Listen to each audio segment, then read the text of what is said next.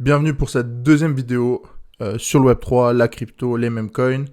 Et le thème d'aujourd'hui, c'est comment réussir son bull run.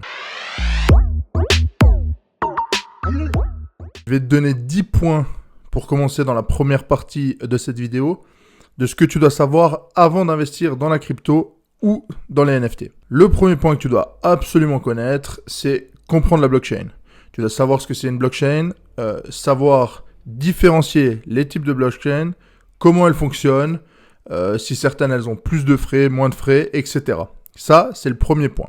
Ensuite, les portefeuilles numériques appelés les wallets. Donc tout d'abord, savoir quelle wallet est utilisable via Solana, quelle wallet est utilisable via Ethereum ou bien Ethereum Base tout simplement. Je rappelle qu'un portefeuille est indispensable pour sécuriser sa crypto. Et ce qui est le plus important, c'est de connaître sa clé privée, histoire de pouvoir sécuriser ses fonds. Troisième point que tu dois prendre en compte, c'est la volatilité des marchés. Actuellement, un meme coin peut aller très vite en x10 et peut très rapidement redescendre à zéro. Donc c'est important de sécuriser ses fonds, mais c'est important de comprendre aussi la volatilité des marchés. Donc que ce soit sur les NFT, sur les cryptos ou sur les meme coins, c'est des marchés qui vont très vite et qui sont très volatiles. Le quatrième point, c'est savoir sécuriser ses fonds.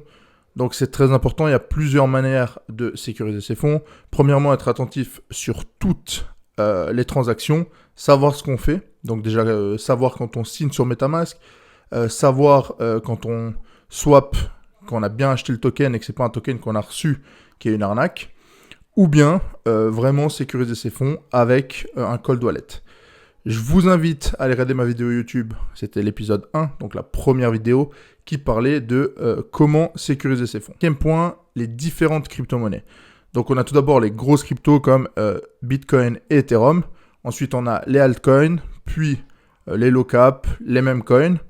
Et c'est la même chose pour les NFT, il faut se familiariser entre les collections, qui sont des collections d'artistes, des collections reconnues, des grosses collections, ou simplement des collections qui ont fait un one-shot, qui ont bien explosé et qui sont retombées à zéro, qu'aujourd'hui, les personnes derrière ne travaillent plus et donc sont déconseillées. Donc c'est vraiment important de se familiariser, de comprendre les différentes cryptos, comment ça fonctionne, etc. Sixième point, les projets et la technologie. Donc il faut toujours aller faire des recherches approfondies quand on veut investir sur une crypto ou sur une collection NFT. C'est super important pour la crypto d'aller voir le white paper et de regarder l'équipe qui est derrière. Et pour les collections NFT, ce qui est super important, c'est de regarder la roadmap si les personnes qui travaillent sur ce projet, les détenteurs du projet, suivent la roadmap. C'est toujours écrit par exemple Q2 2024. Est-ce qu'ils ont fait ce qu'ils avaient promis, oui ou non? Si oui, allez rechercher un peu plus s'il y a encore de la hype, s'ils postent sur Twitter, etc. Et si tous les feux sont au vert, à ce moment-là, vous pouvez investir. Septième point, le point le plus important avant d'investir, connaître les régulations et la fiscalité dans votre pays où vous êtes actuellement et où vous vivez. Tout simplement parce que l'on soit en Suisse, en Belgique, en France, au Canada, au Luxembourg, en Thaïlande ou à Dubaï, ou partout ailleurs, les législations ne sont pas les mêmes. Donc il faut connaître les régulations qu'il y a dans le pays par rapport à la crypto-monnaie ou par rapport au NFT, tout simplement pour ne pas perdre du bénéfice. Je prends un exemple au bol, vous faites 50 000 € de profit. Si vous le faites en Suisse, à Dubaï, au Canada ou en France, vous n'aurez pas à la fin la même somme d'argent parce que certains pays ont une imposition qui est plus haute que d'autres. Donc il faut connaître la réglementation sur les crypto-monnaies et sur les NFT et sur le Web3 dans votre pays avant de vous lancer. Le point 8, avoir une stratégie de sortie, donc savoir prendre du profit. La plus grosse raison pourquoi les gens ne font pas d'argent dans la crypto et trouvent que c'est une arnaque, c'est simplement parce qu'ils ne se payent pas, ils n'arrivent pas à avoir une stratégie rentable. Ils pensent toujours que quand ils font x2, le lendemain ça va faire encore x2, puis encore x2, et puis qu'au final ils vont faire x50, alors que le x50 n'arrivera peut-être jamais. Il faut avoir une stratégie et il faut vraiment réussir à se payer au maximum. Le 9e point, c'est un point essentiel que tu dois savoir aussi avant d'investir dans la crypto, c'est qu'il y a des frais de gaz, des frais de transaction à chaque fois que tu fais une transaction sur n'importe quelle blockchain. Certaines fois, les frais sont plus hauts, comme par exemple sur Ethereum ou sur Tron, Par contre, si vous allez sur Solana ou sur Ethereum Base, les frais sont d'une dizaine de centimes actuellement. Donc, quand tu rentres, 10 centimes. Quand tu sors, 10 centimes. Chaque validation. Donc, c'est accessible. Par contre, si tu vas sur Ethereum et qu'il y a beaucoup de personnes qui font des transactions en même temps que toi, on peut être à 2 $, on peut être à 5 $, on peut être à 10 $, on peut être à 20 $. Ça dépend de l'heure à laquelle tu fais ta transaction et dans quel pays tu es. Prenons un exemple. En Europe, le matin, c'est où les frais de gaz sont le moins chers. Et puis, ça fluctue durant la journée. Et le soir, ils sont généralement beaucoup plus chers que le matin. Le 10e et le dernier point de cette liste, c'est la diversification de tes actifs. N'investis pas tous tes œufs dans le même panier. Si tu fais des mêmes coins, n'investis pas tout ton argent dans un seul même coin. Prends une liste de mêmes coins. Investis aussi dans la crypto sur le plus long terme. Investis dans les NFT. Investis dans le Web3 en général. Et à côté, si tu peux aussi, investir dans l'immobilier. Investis dans de l'or. Investis dans d'autres assets. Tout simplement pour pas avoir tout ton investissement dans le même panier. Tous tes œufs dans le même panier. Et qu'au cas où, si ça échoue, tu perds la totalité de tes fonds. Ensuite, la deuxième partie de cette vidéo, pour comment réussir ton bull run, on va parler de la meilleure stratégie selon tes finances, donc ton budget, et selon ta situation. Je vais prendre 3 cas de figure, un petit budget, donc les personnes entre 100 € et 1000 € d'investissement. Je vais prendre un budget modéré, donc les personnes entre 1000 € et 10 000 € d'investissement. Et je vais finir avec les personnes qui ont entre 10 000 et 50 000, voire même plus d'investissement, donc un budget conséquent. Pour les petits budgets, ce que je conseille, c'est une approche conservatrice et accumulative. Donc pour les personnes qui investissent entre 100 et 1000 €, la priorité, c'est vraiment de se mettre sur les grosses cryptos, donc Bitcoin et Ethereum, tout simplement pour avoir de la stabilité, car c'est les deux locomotives du marché crypto. Selon votre capital et votre salaire, etc., je vous conseille de faire du DCA, c'est-à-dire que dollar cost average, c'est-à-dire que vous mettez, je sais pas, 100 € par mois dans la crypto, si votre budget et votre salaire vous le permettent, et puis vous le faites chaque mois ou chaque semaine, selon votre envie, mais toujours la même somme. Ça vous permet de lisser le prix. Tout simplement, imaginons vous achetez votre Bitcoin à 70 000, un mois plus tard, il est à 63 000, le mois suivant, il est à 55 000, le mois d'après, il est à 65 000. Bah, en fait, vous n'êtes pas impacté sur la variation. À chaque fois, vous lissez votre prix pour avoir un prix moyen qui est le plus intéressant possible. L'exemple concret pour un petit budget, donc une personne qui a entre 100 et 1000 € d'investissement, on va dire selon ton budget, on va dire une personne qui a 100 € à investir chaque mois, c'est vraiment de mettre 50 € sur le Bitcoin, 50 € sur Ethereum. Le piège à éviter à ce moment-là, c'est d'aller sur des projets plus spéculatifs ou d'aller sur des NFT sans rien connaître. Et puis les NFT, ça va bloquer votre budget vu qu'il va falloir que la hype revienne pour que vous preniez des profits sur la plupart des petits projets. Conseil pour ces personnes qui ont un budget entre 100 et 1000 €, c'est vraiment d'avoir une ligne directrice.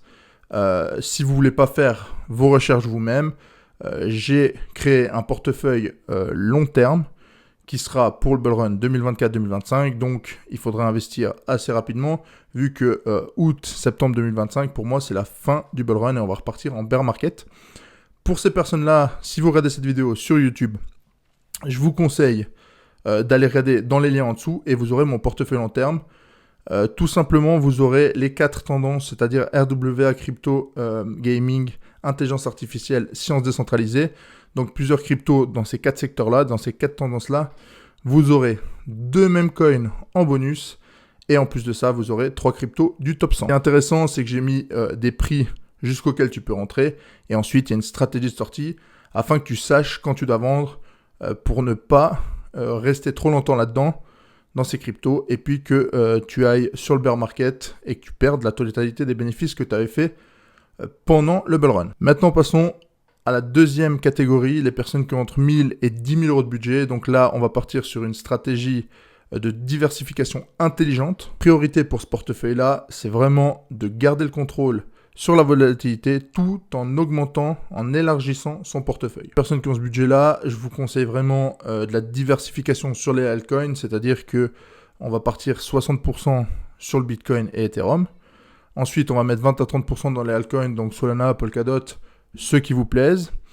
Et puis, si vous êtes intéressé par les NFT, à ce moment-là, je mettrai 10% du budget dans les NFT. Pour les NFT, si vous êtes intéressé aux NFT, il faut aller sur les grosses collections, il faut aller sur les collections où les artistes travaillent, il faut aller sur les collections où la team travaille encore, poste sur Twitter, poste des mèmes, etc. Elle n'est pas inactive, sinon vous n'allez plus avoir quelqu'un qui va venir chercher la demande au moment où vous allez mettre une offre. Tout simplement. Si vous n'êtes pas intéressé par les NFT, vous pouvez simplement mettre les 10% sur des mêmes coins afin d'avoir un peu plus de risque dans votre portefeuille et donc de pouvoir faire des plus gros multiples. Les pièges principaux à éviter, c'est vraiment de ne pas aller sur des nouveaux meme coins sans être accompagné, sans connaître le domaine, parce que ça va devenir du casino et vous allez perdre votre argent très rapidement. Personne là, ce que je vous conseille, si vous voulez pas vous lancer seul, c'est d'avoir un conseiller, d'avoir une personne qui pourra vous aider n'importe quand, à n'importe quelle heure, et qui sera là pour vous aider à mettre en place une stratégie, tout simplement. Pour ce faire, si vous regardez cette vidéo sur YouTube, il y aura un lien de mon groupe privé. Il est actuellement, au moment où je tourne cette vidéo, à 697 € pour un accès à vie. Et à l'intérieur, vous avez 4 à 10 annonces par semaine sur des mêmes coins. Vous avez mon portefeuille long terme, vous avez ma formation vidéo, vous avez accès au groupe de la communauté et vous avez plein d'autres choses intéressantes, dont le coaching par moi-même pour vous apprendre le process, pour vous apprendre à réussir vos investissements dans la crypto.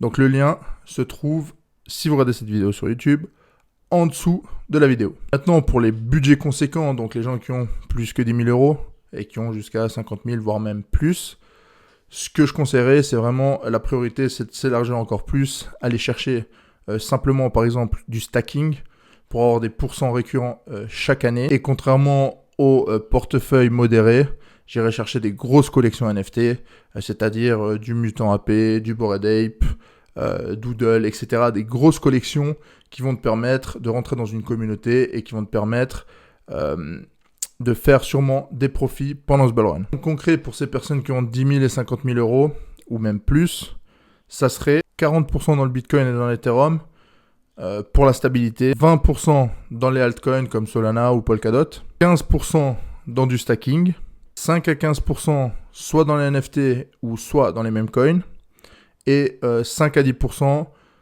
selon l'investissement que tu as fait au-dessus, en liquidité, en USDT ou en USDC, au cas où une nouvelle opportunité arrive sur le marché et que tu puisses tout simplement rapidement aller sur cette opportunité. Les personnes qui ont ce budget-là, c'est la même chose que pour les personnes qui ont le budget modéré. Les pièges à éviter sont vraiment d'aller sur les mêmes coins sans expérience parce que vous allez perdre vos sous très rapidement. Ça va être comme du casino tout simplement. Et puis, avoir un conseiller, c'est la même chose que je vous ai expliqué pour les personnes qui ont un budget modéré. Je ne le répéterai pas ici. Vous avez le lien au cas où en dessous de la vidéo si vous la regardez actuellement sur YouTube. Tu te lances dans le Web3, dans la crypto, dans les mêmes coins, dans les NFT, etc. Il y a 3 facteurs à prendre en compte. Je vais les expliquer maintenant. Et puis, c'est vraiment des facteurs importants. 1, il faut avoir de la tolérance au risque parce que le marché est très volatile. En quelques heures, ça peut faire un beau multiple vers le haut. Et en quelques heures, on peut redescendre totalement à zéro. Deuxième facteur, il faut faire des recherches approfondies parce que des fois, les projets brillent et ont l'air intéressants. Et derrière l'équipe, c'est une équipe d'arnaqueurs qui simplement cherche à vous piquer votre argent. Et 3, c'est la réglementation. C'est comme je l'ai expliqué au début, la fiscalité, les réglementations. Vraiment savoir dans son pays qu'est-ce qui se passe au moment où on fait des profits dans le Web3, donc sur la crypto, sur les NFT et sur les mêmes coins. En conclusion, dans cette vidéo, j'ai expliqué comment tu devais investir par rapport à ta situation financière et à tes connaissances. Bien évidemment, les exemples que j'ai donnés, c'est pour les personnes qui souhaitent se lancer seules, sans accompagnement. Si tu as une personne qui t'accompagne, tu pourras tout simplement aller plus vite, aller plus loin et prendre plus de risques parce que tu auras accès aux connaissances de la personne. Donc, c'est un point important aussi à prendre en compte. Et puis, ça dépend aussi du temps que tu as par mois ou par semaine pour te former. Si je prends l'exemple d'une personne qui a 100 à 1000 € et qui fait du DCA, ça va lui prendre littéralement 2 minutes par mois pour investir.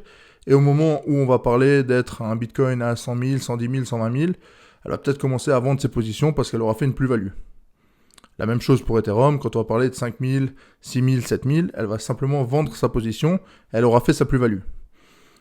Ce qui est intéressant, si tu es avec une personne qui t'accompagne, la plupart du temps, ce que je fais en tout cas pour mes membres et pour mon groupe, c'est que je leur donne ma stratégie et je leur donne quand on doit sortir. Donc ça permet aux personnes uniquement avec une notification sur Telegram de savoir, ok, maintenant on est à x2, sur ce même coin là, on va le prendre. Sur cette crypto, je la sens un peu moins bien, il y a une nouvelle news qui était pas bien, maintenant on la vend. Tout simplement, quand ce sera la fin du bull run, les gens de mon groupe vont avoir un message sur Telegram en disant, cette fois vendez tout, vendez 90% ou 95% et prenez votre bénéfice, et puis on va laisser 5% pour le bear market, etc. Je leur donnerai des solutions. Donc ça dépend vraiment le style de personne que vous êtes. Si vous voulez être accompagné, c'est quelque chose. Si vous voulez être solo et vous former, c'est une autre chose. Donc les exemples qui ont été donnés, c'est vraiment pour les personnes qui veulent se lancer solo. Petite info en plus, avant de finir cette vidéo, octobre, novembre, décembre sont des mois historiquement très bons pour la crypto. Donc il faudrait investir avant ces mois-là pour espérer des gros profits. En tout cas, sur les mêmes coins et sur les altcoins. Sur le Bitcoin et sur l'Ethereum, c'est un peu différent. Sur le marché haussier, sur le bull run, on ira à 1 x 2, 2,5 pour le Bitcoin, 1 x 3, 4 pour Ethereum. Je vous laisse sur ça. La semaine prochaine, il y aura une nouvelle vidéo. Donc si vous avez des idées et que vous aimeriez que je réponde à une de vos questions, mettez un commentaire sous cette vidéo. N'oubliez pas de liker et de s'abonner à mon compte. Ensuite, si vous avez des amis qui sont dans la crypto, partagez-leur cette vidéo. Comme ça, ils pourront investir eux aussi et profiter du bull run.